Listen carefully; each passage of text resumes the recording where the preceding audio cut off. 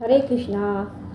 आज हम योगिनी एकादशी की व्रत कथा सुनेंगे। आषाढ़ मास कृष्ण पक्ष की।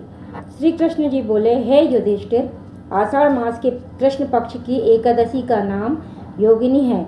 इसके महात्म की एक पौराणिक कथा कहता हूँ। अलकापुरी में शंकर के भक्त कुबेर जी रहते थे। पूजा के लिए हेममाली पुष्प लाया करता था। उसकी स्त्री अति सुंदर थी। नाम उसका विशालाक्षी था। हेममालिनी एक दिन मानसरोवर से पुष्प तोड़कर घर आया। पत्नी की छवि देखकर कामातुर हो गया।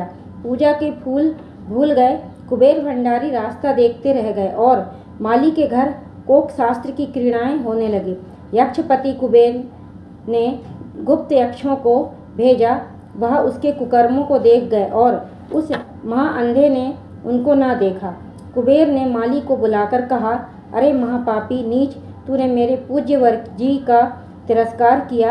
इस कारण श्राप देता हूँ, तू स्त्री के वियोग से दुख भोगेगा, मृत्युलोक में जाकर कोढ़ी होगा। कुबेर के श्राप से वह माली पृथ्वी पर गिराया गया।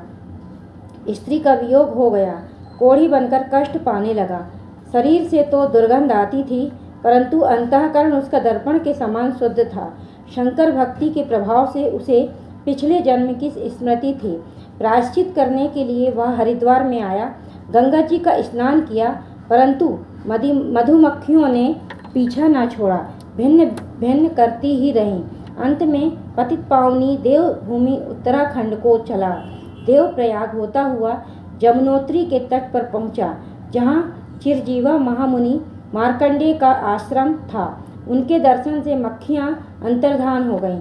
हेममाली उनके चरणों में गिर पड़ा।